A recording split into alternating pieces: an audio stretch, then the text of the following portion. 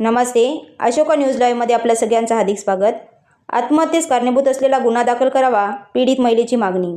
शहराच्या वसरणी भागामध्ये एका 17 वर्षीय युवतीने शेजारी राहणाऱ्या युवकाच्या त्रासाला कंटाळून आत्महत्या केली असून त्याच्याविरुद्ध गुन्हा दाखल करावा अशी मागणी पीडित महिलेने ग्रामीण पोलीस ठाण्यामध्ये केली आहे.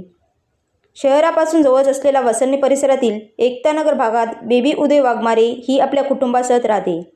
त्यांच्या 17 वर्षीय मुलीने 23 जानेवारी 2026 रोजी आपल्या राहत्या घरी पूनम हिने गळफास घेऊन आत्महत्या केली होती. या प्रकरणी नांदेड ग्रामीण पोलीस ठाण्यात आकस्मिक मृत्यूची नोंद करण्यात आली. परंतु तिच्या आत्महत्येस मागील 2 वर्षापासून तिचा मानसिक आणि शारीरिक छळ करणारी अनिकेत शिंगारपुतळे हा कारणीभूत असल्याने त्याच्याविरुद्ध गुन्हा दाखल करावा अशी मागणी मयत युवतीची आई बेबी वाघमारे हिने नांदेड ग्रामीण पोलीस ठाण्यामध्ये निवेदनाद्वारे केली आहे. काहीच नाही. 8 दिवस राहिले तर काहीच नाही. आम्हाला नुसतं आज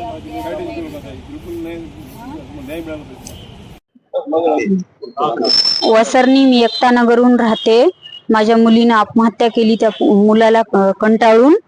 ते म्हणत होता की इतके दिवस मी तुझ्याशी लग्न करते आता म्हणत होता की तिला मी करत नाही. धमक्या देत होता, घरी येत होता, जात होता आणि माझ्या मुलीचा फोटो फोडला, सगळं हे केला.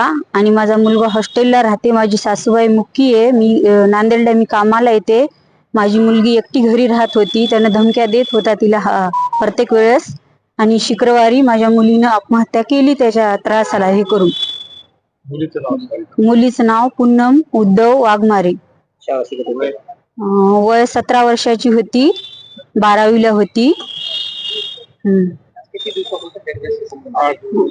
म्हणजे या महिन्यामध्ये हे होत होता, जास्त त्रास देत होता. या महिन्यामध्ये अगोदर कधी मध्ये घरी येत होता आणि अशा मध्ये खूप त्रास देऊ लागला तिला. धमक्या देत होता, त्रास देत होता. मी करत नाही, काय करायचं करून घे असं बोलत होता. पोलीस स्टेशनला गेले आम्ही. अगोदर पाय धरले माझे त्यानं, त्याच्या वडिलांना पाय धरले. याच्यानंतर आम्ही तुमच्या वाटा येत नाही, आम्ही काही हे करत नाही. थोडे दिवस त्यानं थांबला, परत चालू केला. आम्हाला गुन्हा द्या, काय आमचा न्याय आहे ते मिटवा, त्याला अटक करा, त्याच्यावर शिक्षा करा. माझ्या मुलीने त्याच्यासाठी जीव दिला.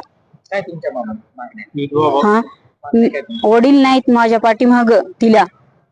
मी नांदेडला कामाला येते. माझा मुलगा हॉस्टेलला राहतो. मी लोकांचे मी काम करते, घरगुती काम करते. मी मुलगा 9वीला आहे, हॉस्टेलला आहे पूर्णला. मी फक्त एकटीच घरी आहे आणि आम्ही तिघी घरी राहत होतो.